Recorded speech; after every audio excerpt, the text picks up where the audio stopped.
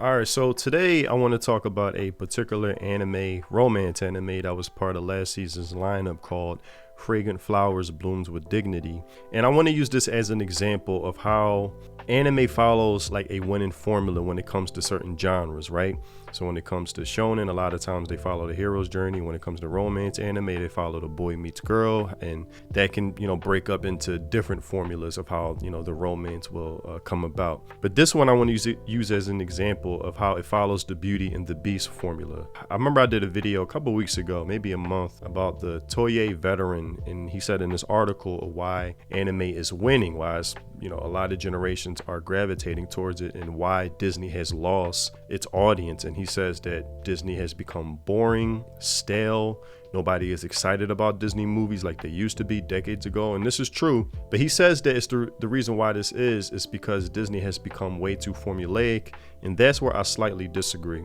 It's not that they become too formulaic, it's that they dropped the formula that was a winning formula that caused, I would say, most of their success for a formula that completely does not work at all. And no matter how many times fans voice their feedback about, this is not what we want, no matter how many times fans vote with their wallets of not showing up for Disney movies like they used to, they refuse to listen and will continue double down on their stubbornness of what fans and viewers don't want. So I want to do a scene for scene comparison, just a few certain scenes without spoiling the whole season if you guys haven't seen it. It's 13 episodes, and I want to use Beauty and the Beast as a movie to compare how there's certain similar themes and how certain scenes play out of how the boy meets the girl. I want to use this also as an example is that it's okay to follow a formula, just make it a winning formula. The only thing is you as the storyteller or the artist have to find your own way of applying that formula or applying your sauce on top of that formula to where it's unique to your own voice. You don't want to be a complete, scene for scene ripoff and just a complete copycat. So if you guys haven't seen this, it follows a main character named Rentaro. Basically his whole life, he's very tall. So his whole life, people have always formed first impression assumptions about him that, he's this thug or he must be this gangster. He has a very intimidating appearance, right? People look at him like he's a beast, right? Beauty and the Beast. And it's always made him feel down because, he works at a cake shop and say he works at a cake shop. It doesn't fit his vibe at all. Like you would expect him to work, I don't know, for the Yakuza, I guess, in Japan. So it always made him feel down. And so when he finally meets this girl who completely does not feel that way about him, it turns his world upside down, but in the right way to its, to its normal alignment, I guess. And she says, she's so damn sweet. You can't help but fall in love with her. What's her name? Waguri. I think that's her name. Shit. Sorry if I'm mispronouncing that as well. You can't help but fall in love with her too as you're watching this movie. I never once thought of you as scary, Ontaro. And just soft-spoken, feminine. This is why I really hate when people hate on feminine women. They see femininity as like a woman who is extremely feminine. They always see them as being underdeveloped, and I really hate that.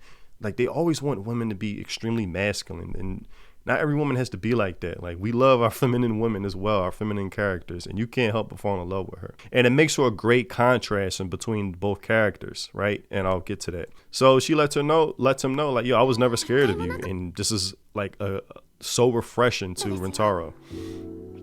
And he loves it. So I want to give a scene comparison of when Beast saves Belle. Shout out to Belle. She's a beautiful Disney princess. How Beast saves Belle from these wolves, and how Rentaro saves Waguri from these thugs that corner her. She's completely being cornered and just overwhelmed. Of course, she doesn't have the strength to fight these beasts away, and Beast just comes to her aid, becomes her savior, right? He's like, no, get the hell away from my woman. She's not his woman yet, but you know what I mean. He's like, hell no, get out of here.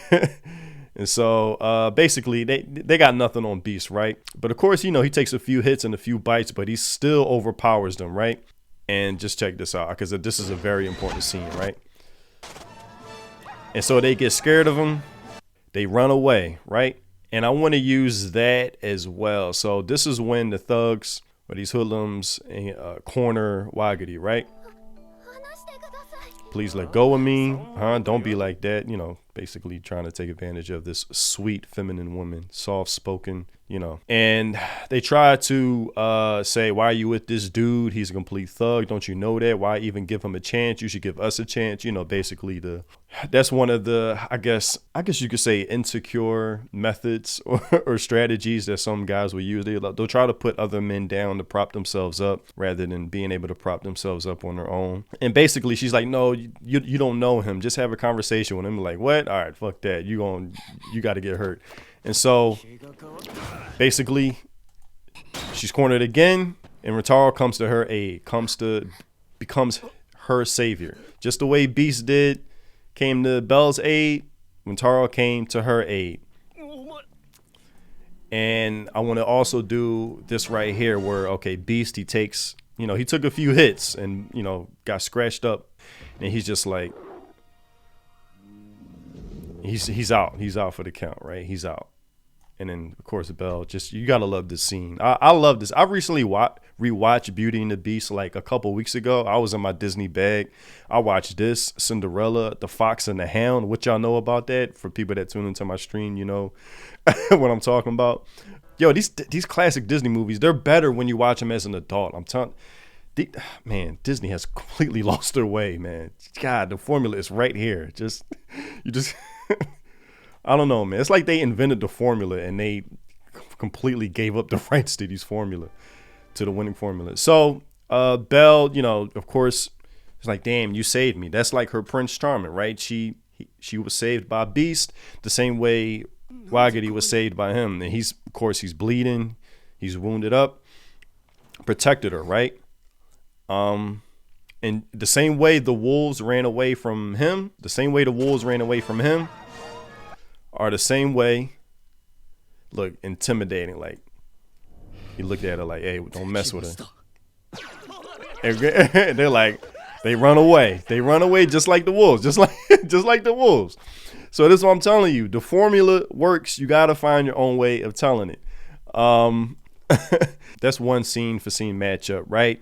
Guy saves girl, gets wounded up a bit, but he still remains strong through it and causes the bad guys to run away, right? In simple terms. So another scene for scene matchup. So she heals Beast so he's wounded, right? And she's trying to heal him, and just same way, Waguri, look at this.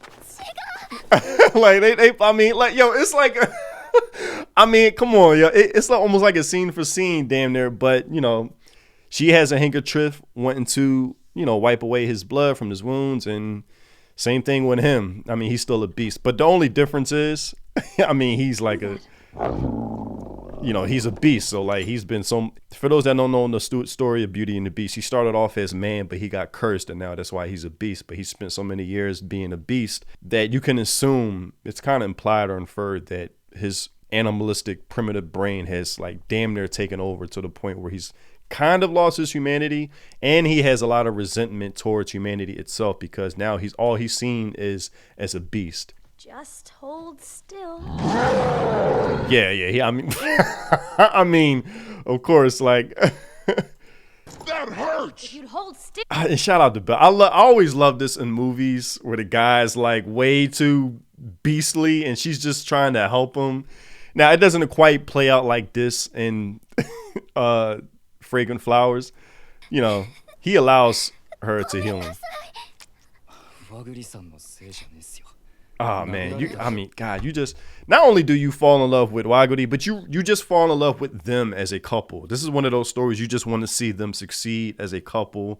You know, you see a few hurdles that get in their way and hindrances, but you just want to see them succeed as a couple. I mean, this is the perfect first episode, how to introduce. Finally, Beast allows her to... hurt as much. If you hadn't run away, this wouldn't have happened. If you hadn't thrived...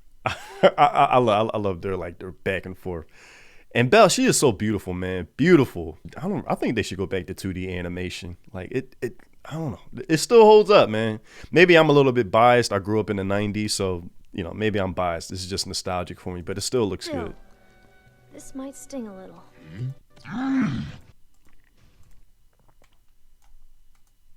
By the way, thank you for saving my life. It's the first time he's actually heard somebody say thank you in the longest, I don't know, I forgot how many years he spent as a beast, but it's like refreshing, like, oh my gosh, she's being kind to me. You're welcome. I love it, man. I love it. And so, wait, what does that's not okay. That's classic, like anime, the way they do Wagari, the way she's freaking out. You're such a kind person. Oh shit, I just noticed that. Hold up, I just noticed that. Okay, so this is the first time somebody's actually had a positive first impression of him, right? And his eyes light up like, what? Nobody's ever said that to me before. Just the way she says, thank you. By the way, I want to say thank you. By the way, thank you for saving my life. Yeah. So they both of them almost have, they're surprised. They have a shock of they have an expression of shock, like, wow, somebody's actually said that to me. Man, Belle's voice actor did a really good job. They really got the right voice actor for her. She sounds like Belle the way she looks. Of course, she says thank you. Great scene. I mean, this is just, look at it, like by a campfire, and like just he's like, it's this. He's like leaned over because, of course, he's taller. She's reaching up with the handkerchief to heal him. Same thing in Beauty and the Beast, man. Love to see it, man. I still haven't told you properly. Wait. Thank you for saving me. Oh my God. Thank you for saving me. They must have seen Beauty and the Beast, and it's the same. Okay, so he had the same reaction as Beast. He's like, huh? It's the same reaction. For saving my life. Thank you. Huh? Good shit, man. It's a good story. Great. Like I said, man, it's a winning formula for a reason. All right, hold up. And then I got one where they start to become more familiar with each other, right? Now, in this case, Beauty and the Beast, it plays out differently because I don't want to spoil it for anybody who hasn't seen it. Of course, sometimes I forget my age and how I'm older than some of my subscribers. So I don't want to completely spoil it. The way Belle and Beast meets is different from how Rentaro and Wagari meet. So this is when they become more familiar with each other, and she's reading this book, and she says, why don't you read a story to me? And Could you read it again? Well, here, why don't you read it to me? All right. And basically, this is a classic trope too, right? I can't. You mean you never learned? I learned. But I forgot. Just been so long. And then so Wagari in her school, she's like the top student in her school, right? And she's a real true academic. She makes honor roll every semester, whatever, how that translates in Japan. And Rentaro is not so bright, or he's not the best student, right? It's like a goal for him not to go to summer school, something the equivalent of that, right? Let me turn this volume down. Now that we're both full, shall we get to studying? Another formula. So we're starting with math, right? And then so Belle, she's the daughter of an engineer. So she's very intelligent, very academically inclined, right? And same with her, Wagari. Like, Well, here, I'll help you. Let's start here. yeah, great, man, great. And so she says, we're starting with math, right? Could we start with this part? And then she says, here. Which part? And so it's almost like this, like, Start here. let's start here. Okay. 12. 2. I knew that. 2. How? And in here, of course, they're studying. You can solve this using either elimination or substitution. She's helping him. This it's the same, type of scene, right? Same type of scene. She's teaching him, Belle is teaching Beast, and Wagari is teaching Rentaro, right?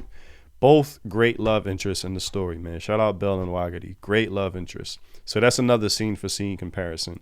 And then I want to also tackle this as well. If you guys ever read Romeo and Juliet, it also follows those themes in Romeo and Juliet. If you don't know about Romeo and Juliet, just to be brief, it's about a boy and girl who fall in love with each other, but they're from different factions. I guess you could say like different kingdoms who have beef with each other. And it's almost like a forbidden love. You're not allowed to interact with this other side, but they fall in love. And you see many stories adopt that formula.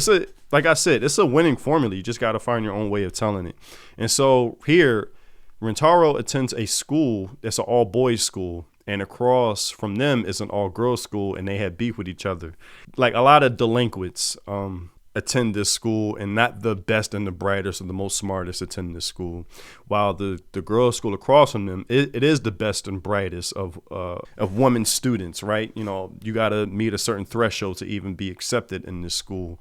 And so they have like sort of beef with each other, and they're not allowed by their own rules set in place that we don't talk to them and they don't talk to us. But they fall in love with each other, not knowing that each other attends this different school. So one day he looks out the window, sees the blinds moving, and you already know what's going to happen. It kind of sets you up for it as well. And it's her. It's Wakuri. Look at that glow, man. Shout out to the animators. They did a really good job with this. Huh?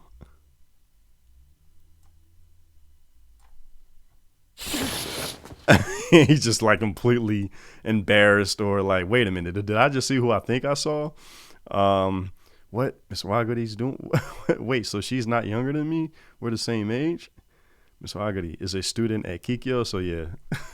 So it also follows a Romeo and Juliet theme, and that plays out also as well in the story. So it follows almost two formulas. So like I said, to address the Toye veteran, what he said in that interview, in that article that I did a video on, when he talks about Disney has become too formulaic, that's not the right, in my opinion, interpretation of their failures. Their failures is that, if anything, they dropped their winning formulas to go into this failing mode of storytelling that just is not working for them. And due to their stubbornness, they refuse to just course correct, which is why all they do is remakes now. They basically ride the coattails of everything that was successful in the past, and that's why they just are creatively bankrupt, I guess you could say. It's crazy to think what anime didn't really do anything different that caused them to become very popular. Like, it's not that they're doing any crazy change ups. All that happened is that Disney, which was like the animation studio dominant, the mecca of the world, they just stopped producing what people wanted. They left a void in the market, and due to anime's just consistency of just putting out quality art, they filled that void. People just naturally went somewhere else. And it's not that they were forced to. This is the metaphor that I use. Imagine there's two springs of water, and for decades and lifetimes, people have naturally gone to this one spring of water, but then one day it just stops producing water or that's clean. And so by default, people go to where the other source of water is and start drinking from there. It's not that this other water source is coming out more faster or is more clean. It's just, this water, other source of water existed as long as this other source of water did. And it's just that other source of water stopped producing water. So people who were thirsty just went somewhere else that was producing water. That's how I kind of look at it. Disney stopped giving viewers what they want. They left a void in the market, and anime naturally filled that, not even doing anything crazy. It's not about being formulaic. It's about following a winning formula that is tried and true and that works. Just finding your own way to apply that formula or apply your sauce on top of that formula to where it's unique to your source, where it's easily identifiable with you as a storyteller. Now, it's cool to break the mold of formulas. I mean, I see that also as well. Like, I think Fujimoto is a good example. That dude is a wild storyteller, but man, his stories are good. So, of course, once here and there, you'll get somebody that completely just blows that formula away and just does something completely different. Yeah, you'll have those, but you're not going to get people that are like once in a lifetime creators every day. You're not going to get those. That's why they're once in a lifetime. That's why they easily stand out when they do make their appearance on the scene. That's basically what this video I wanted to address. And yeah, man, if you haven't checked out Fragrant Flowers Blooms with Dignity, 13 episodes, Beauty and the Beast, for like anybody who's never seen that movie, it's a very, very good movie. Like I said, I watched it. Classic Disney, man. Classic Disney. For those that don't know, Aladdin is my favorite Disney movie, though. I know those songs like the back of my hand. But yeah, man, that's all I have for this video. I hope you enjoyed it. Check out my music if you haven't. Links in the description. If you love those Samurai Champloo, lo-fi mellow boom bap vibes, then my music is definitely for you. And if you want to support the content I create, feel free to join my channel, becoming a member. effort. It's much appreciated. It leads to me producing more of this content where I could just kind of chill and chat with y'all. So I'll see you in the next video or live stream. Enjoy the rest of your day or evening. Free think. Peace.